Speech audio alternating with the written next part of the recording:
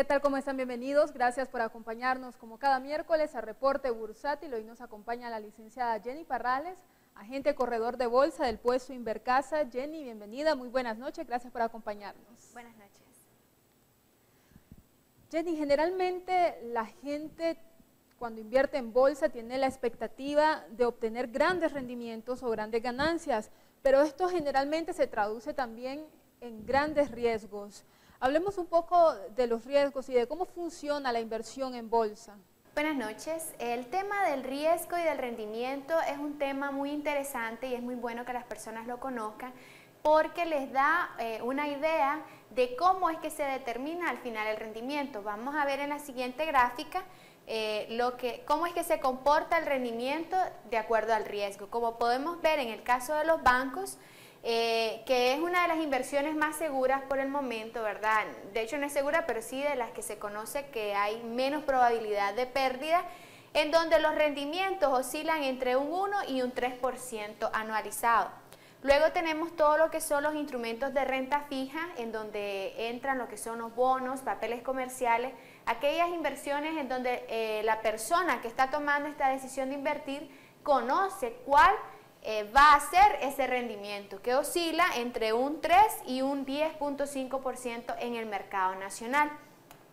Luego tenemos lo que son la parte de acciones, en donde los rendimientos andan entre un 10.5 y un 15% en promedio. Puede ser un poco más, puede ser un poco menos, pero ya aquí entra todo lo que son los instrumentos de renta variable.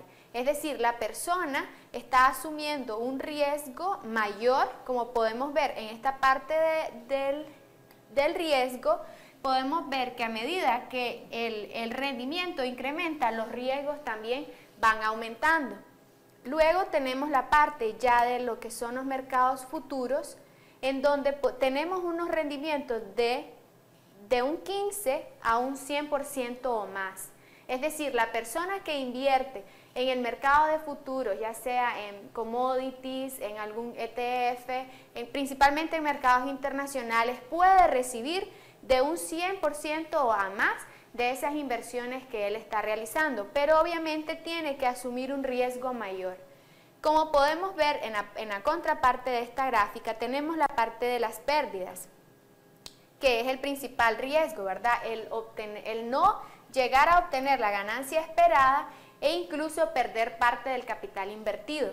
Entonces podemos ver que a medida que el instrumento va aumentando de riesgo, obviamente las pérdidas son mayores. Tomando un ejemplo del S&P 500, que es un índice muy conocido en Estados Unidos, históricamente este índice ha llegado a obtener ganancias de hasta un más 33%, pero también tuvo en un periodo pérdidas de un menos 22%.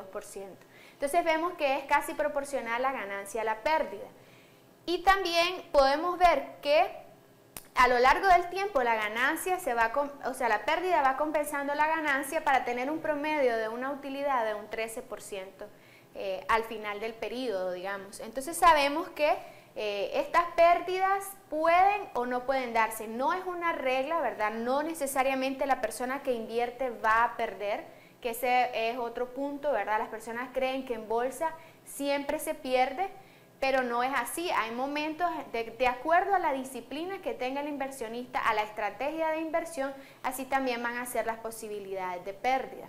En el caso de los bonos, digamos, de renta fija en el mercado nacional, no hemos visto hasta el momento, después de 18 años, ¿verdad?, alguna empresa que no honre esas deudas. Es decir, que ese riesgo existe, pero no hemos visto ningún hecho que nos haga tomar en consideración este riesgo como algo muy, muy probable, ¿verdad? Porque eso va a depender mucho del instrumento. Ahora, para ver otro ejemplo, podemos ver cómo el rendimiento versus el riesgo en términos ya numéricos, cómo a medida que aumenta el riesgo van a ir aumentando los rendimientos. Podemos ver que los bonos de tesoro de los Estados Unidos a un plazo de 10 años oscilan en promedio, ¿verdad?, un 3.7% de rendimiento. Tenemos los bonos de largo plazo del gobierno, que el plazo es una variable muy importante en cuanto al riesgo, andan en un 5.4%. Los bonos de largo plazo de operaciones andan alrededor de un 5.9%. Y tenemos también las acciones pequeñas, de empresas pequeñas, que son las que se les conoce como principales indicadores, ¿verdad?, de los riesgos de este tipo de mercado, es un 12.7%. En la gráfica de abajo podemos observar cómo a medida que el riesgo va aumentando, el tipo de instrumento va variando, pero así también aumentan lo que son los rendimientos. Entonces, Jenny, ¿cuáles son estos principales riesgos y cómo se pueden reducir estos riesgos al momento de invertir? Los principales riesgos, como les decía, hay diferentes variables que están incluidas, ¿verdad?, en este tema del riesgo, como son el plazo, dependiendo también del país. El riesgo país influye mucho a la hora de tomar una decisión de inversión. También la industria en la que se está invirtiendo y un sinnúmero de temas, ¿verdad?, con relación al riesgo. Sí es muy bueno tomar lo que es la parte de la diversificación para tratar de minimizar ese riesgo, porque sabemos que esta es una de las principales estrategias y las principales disciplinas que un inversionista puede tener para asumir, ¿verdad?, y tomar una decisión correcta a la hora de invertir. Muchas gracias, Jenny, por habernos acompañado. Son temas muy interesantes. Ha despejado muchas dudas alrededor de los procesos de inversión en la bolsa de valores. Muchas gracias, amigos televidentes, por acompañarnos. Vamos a hacer una breve pausa y enseguida regresamos con más de esta edición estelar. Ya volvemos.